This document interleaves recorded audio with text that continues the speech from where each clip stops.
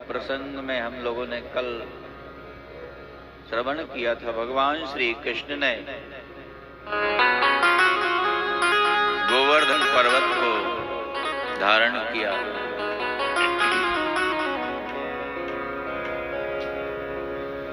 ब्रज की रक्षा की श्री कृष्ण ने। इंद्र आया और भगवान की स्तुति की। ब्रज गोवर्धन की तलैटी में कि प्रभु क्षमा कर दो, मैंने आपका अपराध कर दिया। इंद्र अपने स्थान को स्वीकार करो, जाओ बैठो स्वर्ग में। तुमको अहंकार हो गया था कि त्रिलोकी का राजा मैं ही, मेरे से ही सृष्टि का संचालन होता है, इसलिए मैंने तुम्हारी पूजा नहीं होने दी और तुम्हारी पूजा की जगह गिरिराज को पूजा।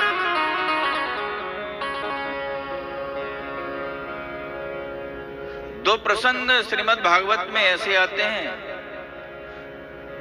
श्री कृष्ण का दो व्यक्तियों ने अपराध किया, ब्रह्मा ने और इंद्र ने।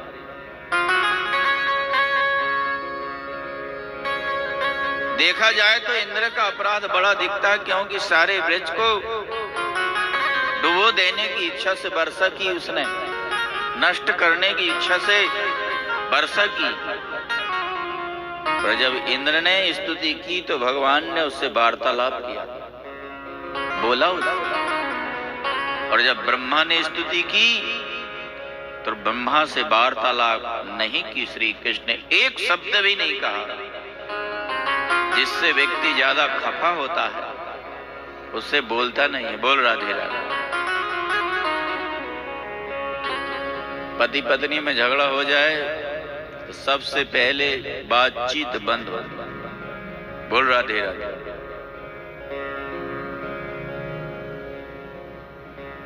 पति पत्नी में झगड़ा हो गया, बात बंद। झगड़ा होने पर साथ में ही रहना पड़ेगा, घर छोड़ के कहां जाएंगे। तो क्या करते हैं, व्यवहार निभाना पड़ेगा तो चिट्ठी लिखकर व्यवहार निभाते हैं। पति को किसी बात की जरूरत पड़ी तो चिट्ठी में लिखकर रख दिया, पत्नी को किसी बात की जरूरत पड़ी चिट्ठी में लिखकर रख देती। पत्नी को कुछ सामान की आवश्यकता पड़ती, मुझे बनारसी साड़ी चाहिए, चिट्ठी में लिखकर रख दिया। पति ने पढ़ लिया, बनारसी साड़ी आ गई। मुझे सोने का हार चाहिए, चिट्ठी में लिखकर रख दिया, सोने का हार आ गया। पति को भूख लगती, चिट्ठी में लिख दिया, मुझे भोजन लगा दो, भोजन लग जाता। गरम पानी कर दो, चिट्ठी में लिख दिया, गरम पानी हो जाता। एक दिन पति ने चिट्ठी में लिखा कि 6 बजे मुझे बाहर जाना है, तुम 5 बजे ही मुझे जगा देना सुबह। चिट्ठी में लिखकर रख दिया मेरे। 7 बजे नींद जगी उसकी, देखा रही 7 बज गए, झुंझलाया। मैंने तुमसे कहा था 5 बजे जगाने के लिए, क्यों नहीं जगाया मुझे? झुंझलाते क्यों?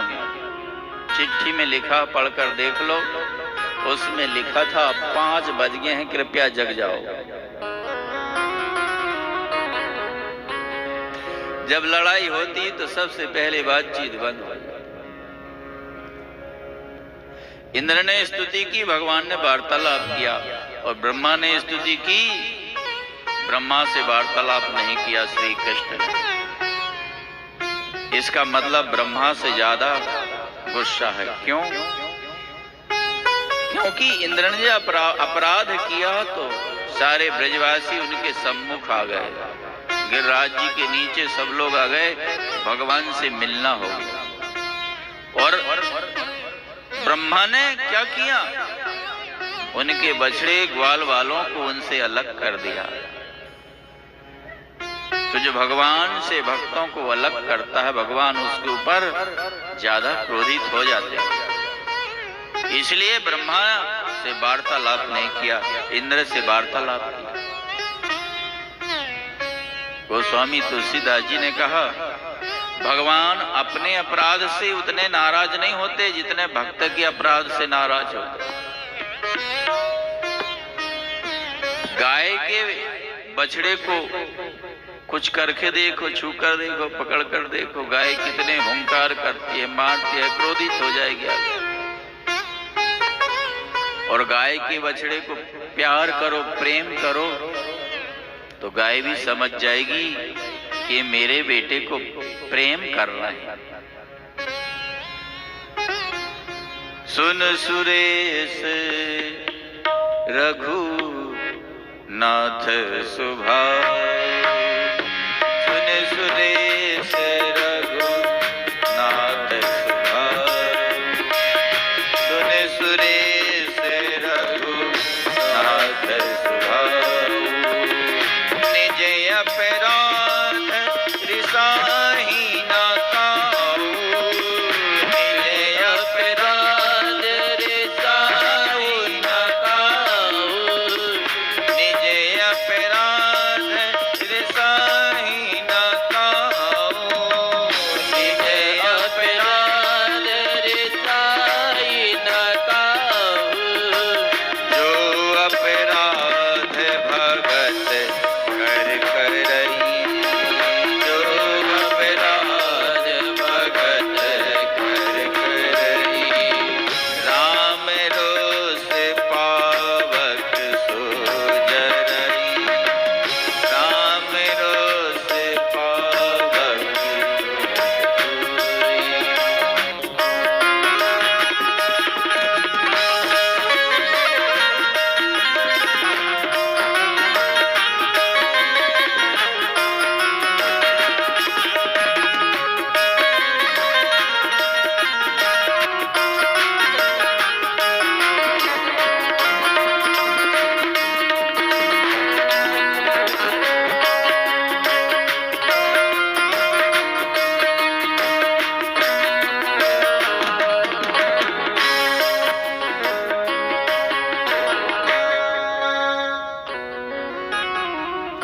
सुरभि ने कहा कि प्रभु हम आपका अभिषेक करना चाहते हैं, आपको राजा बनाना चाहते हैं, ब्रज का, हम गायों का। गिरिराज जी की तलेटी में बिठा दिया और ऐरावत हाथी के सूंड से आकाश गंगा का जल आया। आकाश में भी एक गंगा है, आकाश गंगा का जल आया। आप रात्रि में देखेंगे, आपको आकाश गंगा का दर्शन हो जाएगा। एक रोड जैसी बन जाती तारों, ऐसा दिखता है कि कोई रास्ता है, वही आकाश गंगा। उस गंगा का जल आया, भगवान का अभिषेक हुआ। सुरभि ने अपने दूध से स्नान कराया। वह जल दूध जहां बहकर के एकत्रित हुआ, वह गोविंद कुंड पड़ा गिरिराज जी की तलेटी। और गंगा का जल जहां एकत्रित हुआ, वह मानसी गंगा पड़ी। और भगवान का गोविंद नाम रखा। गाह विंदती गोविंद, जो गायों की रक्षा करे उनको गोविंद कहते हैं। जो वेद वाणी की रक्षा करे, वेद मर्यादा की रक्षा करे, उनको गोविंद कहते हैं। ये गोविंद नाम गायों ने रखा। इंद्र ने अपराध किया था, मेरे अपराध को क्षमा कर देंगे, इसलिए भगवान के सम्मुख सुरभि गाय को आगे करके लाया था। भगवान का क्रोध, गुस्सा थे इंद्र के ऊपर, सारे ब्रज को नष्ट करने के लिए वर्षा की इसने। पर जैसे ही सुरभि गाय को देखा, भगवान की गुस्सा शांत हो गया। क्योंकि श्री कृष्ण गायों से बहुत प्रेम करते, बहुत प्यार करते, इतना प्रेम करते हैं गायों को अपना इष्ट मानते हैं श्री कृष्ण। गायों की सेवा के लिए उन्होंने जूता चप्पल तक नहीं पहना 11:30 बजे तक। एक दिन गोचारण करने के लिए जा रहे थे, यशोदा मैया ने कहा कि बेटा तेरे चरण बहुत सुकोमल है, उसमें कंटक पत्थर चुभ जाएंगे, तेरे चरणों के लिए मैं जूतियां बनवा देती। मैया मेरी गायों के लिए भी जूतियां बनवा। बेटा तो गाय तो पशु हुए करें और उनके चरण बहुत कठोर होते हैं। अब तो कृष्ण रोने लगे, जमीन में लोटपोट होने लगे। मैया यशोदा को समझ में नहीं आ रहा था कि लाला से मैंने ऐसी कौन सी बात कह दी कि रूठ क्यों गया। लाला तू बता तो किस बात पर तुझे बुरा लगा। तब कन्हैया ने कहा मैया तेने मेरी गाय को पशु क्यों कही। कान पकड़ी मैया ने कि आज के बाद मैं तेरी गाय को पशु नहीं कहूंगा। गाय पशु नहीं है, पशु रूप में है। श्री राम कृष्ण मानव नहीं है, मानव रूप में है। हनुमान जी बानर नहीं है, बानर रूप में है। गरुड़ पक्षी नहीं है, पक्षी रूप में है। और गंगा नदी नहीं है, नदी रूप। गाय पशु नहीं है, पशु रूप में। और मैया यदि तुम मेरे गायों के लिए जूती नहीं बनवा सकती तो मैं भी जूती नहीं पहन सकता, क्योंकि मैं गायों का सेवक हूं और गाय मेरे स्वामी है, मेरे आराध्य है। जब आराध्य है बिना जूता चप्पल के घूमेंगे तो मैं सेवक होकर कैसे जूता चप्पल पहनूं। और यही बात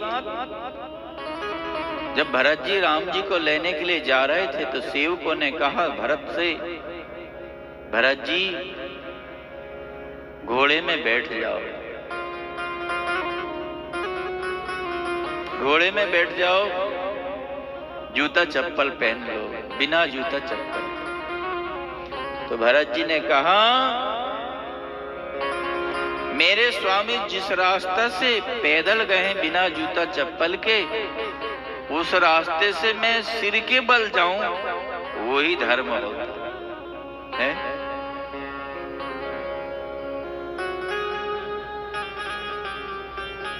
सिर भर जाऊं उचित यस मोरा,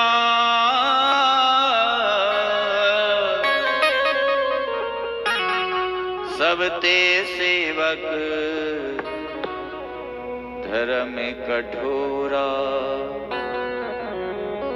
और बिना जूता चप्पल के चलते चलते छाले आ गए भरत जी के चरण में। झलका झलकत पायन कैसे, पंकज कोस कोस कन जैसे। छाले पड़ जाते। जिसने प्रेम पंथ में सूल नहीं सहे उसके जीवन में फूल का नंबर ही नहीं आया। भरत जी ने प्रेम पंथ में सूल सहे हैं तो आगे सुमनमय मार्ग हो गया। किए जाहि छाया जलद सुखद बहई बरबात, तसमग भयउ न राम कहाँ जस भा भर तहि जात। प्रेम पंथ में भरत ने सूल सहे तो फूल में सुमनमय मार्ग हो गया। श्री कृष्ण ने अपने जीवन में गो सेवा को मुख्य दिया। श्री कृष्ण ने 11.5 वर्ष तक कुछ नियमों का पालन किया। जूता चप्पल नहीं पहने। आज भी बहुत से संत ब्रज में बिना जूता चप्पल के चलते हैं। हमारे आराध्य ने यहाँ जूता चप्पल नहीं पहना तो हम कैसे पहने। श्री कृष्ण ने छाता नहीं लगाया, छाता नहीं लगाया। वर्षा हो रही है, धूप पड़ रही है, छाता नहीं लगा। सिले वस्त्र नहीं पहने और बाल नहीं कटवाया और बंसी के अलावा अस्त्र शस्त्र नहीं धारण किया। बंसी ब्रज में ही आप देखेंगे कृष्ण की। मथुरा में चक्र गदा धारण कर लिया, द्वारका में चक्र गदा धारण कर लिया। बंसी केवल कृष्ण की ब्रज में ही है, ब्रज से बाहर वो बंसी नहीं बजाते। उन्होंने जब ब्रज से गए तो बंसी को वृंदावन ब्रज में ही रख दिया। राधा के पास अपनी बंसी रख दी उन्होंने।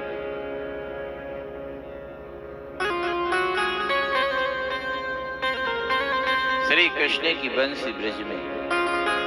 इसलिए हमारे ब्रज की उपासना जो है दो भुज बंसीधारी की उपासना है।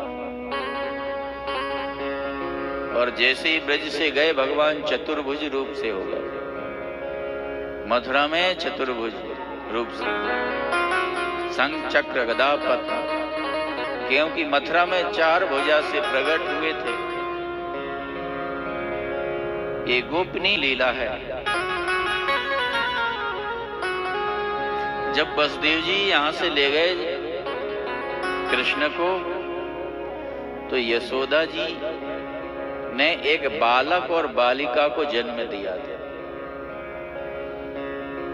तो इधर से जब वसुदेव नंदन गए तो नंद नंदन और वसुदेव नंदन दोनों इकट्ठे हो गए, मिल गए। वसुदेव जी ने बालिका को ले आए और जब अक्रूर जी लेने के लिए गए श्री कृष्ण को तो अक्रूर जी को चतुर्भुज रूप में दर्शन दिया। तो नंद नंदन वापस चले गए और वसुदेव नंदन अक्रूर के साथ आ गए चतुर्भुज स्वरूप। एक गोपनीय लीला भगवान श्री कृष्ण की। जब हम श्रीमद् भागवत का स्वाध्याय कर रहे थे उस समय गुरुदेव इन गुप्त लीलाओं को वर्णन करके बताते।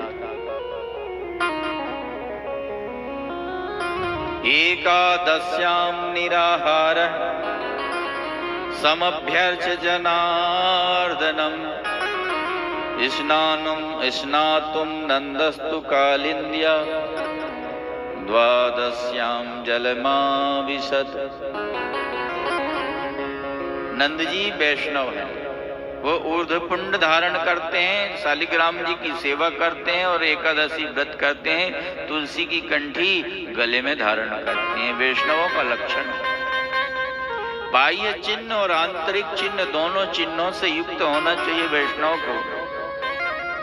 आंतरिक चिन्ह दया, तितिक्षा, ज्ञान, वैराग्य आदि इन चिन्हों से युक्त होना चाहिए। और बाह्य चिन्ह मस्तक में तिलक, गले में तुलसी की कंठी, छोटी हो और सात्विक स्वरूप हो। वस्त्र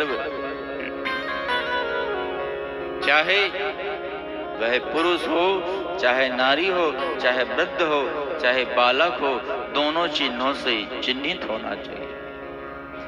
हम वस्त्र मर्यादित पहने ताकि किसी की वृत्ति हमको देख करके गलत ना हो। मर्यादित वस्त्र पहने, यही हमारा सनातन धर्म है। क्योंकि वस्त्र जो होते हैं हमारी मर्यादा ढकने के लिए होते हैं। मर्यादा को मर्यादित रूप से शरीर को दिखाने के लिए वस्त्र नहीं होते, इसलिए हम मर्यादित रूप से वस्त्र पहने। सात्विक रूप से हम रहेंगे तो हमारी वृत्ति सात्विक बनेगी, देखने वाले के मन में भी सात्विक वृत्ति बनेगी और हम बहुत सारे गलत कामों से बच जाएंगे। एकादशी व्रत किया नंद जी ने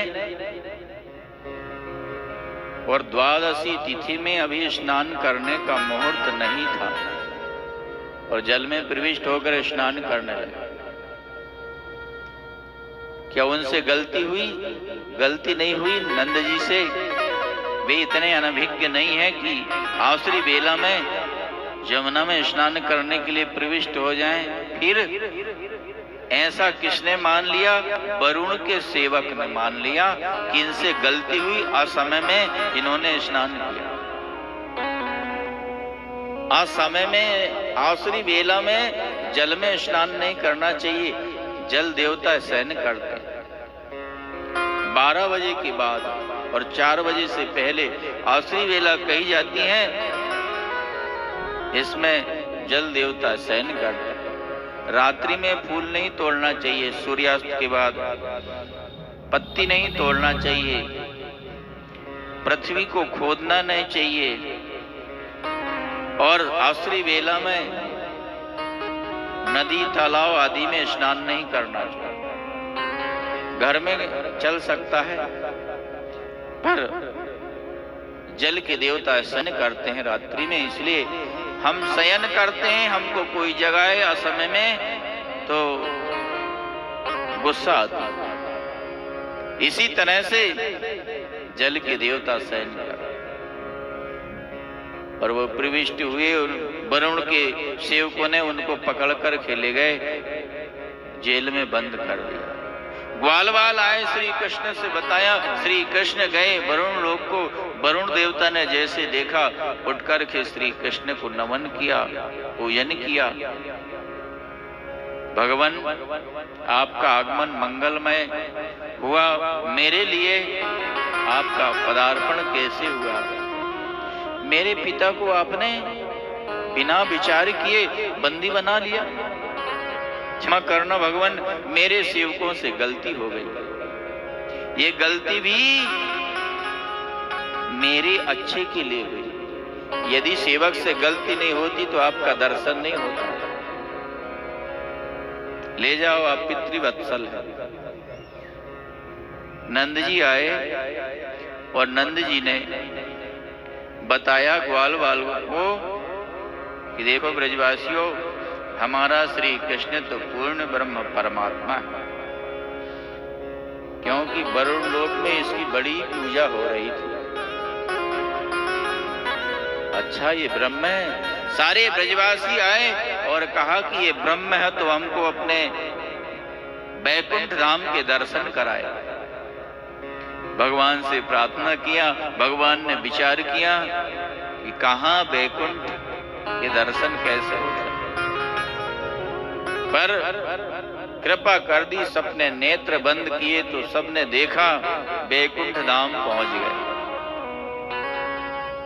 भगवान श्री कृष्ण चतुर्भुज स्वरूप से वहां शंख चक्र गदा पद्म लेकर के विराजमान थे। ब्रजवासी आगे बढ़ने लगे तो भगवत पार्षद ने रोक दिया, कहां जा रहे हो? रुक जाओ यहाँ। रोने लगे ब्रजवासी, कन्हैया हमको तुम्हारा बैकुंठ नहीं चाहिए, हमको तो ब्रज वृंदावन ही पहुंचा दो। है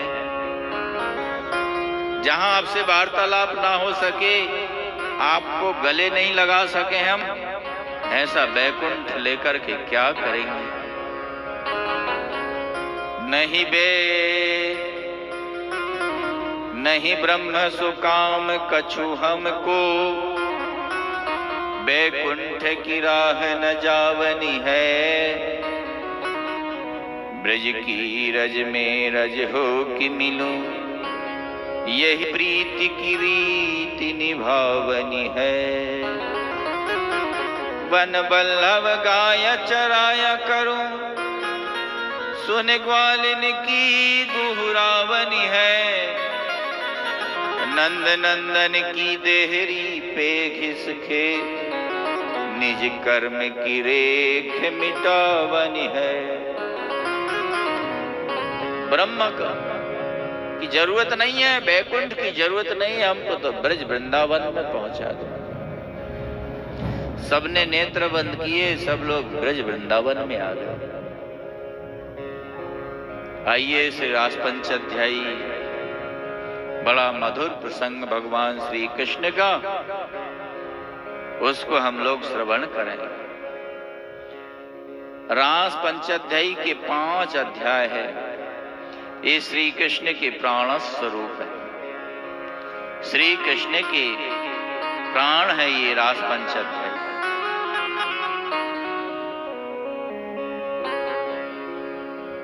एक शरीर होता है, शरीर में हृदय होता है, हृदय में प्राण होते हैं।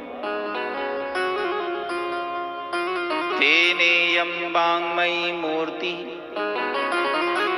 प्रत्यक्षा वर्तते हरे। श्रीमद् भागवत श्री कृष्ण की वाङ्मयी मूर्ति है। श्रीमद् भागवत श्री कृष्ण का शरीर है और हृदय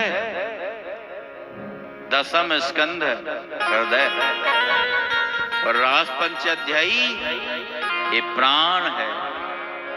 प्राण अपान उदान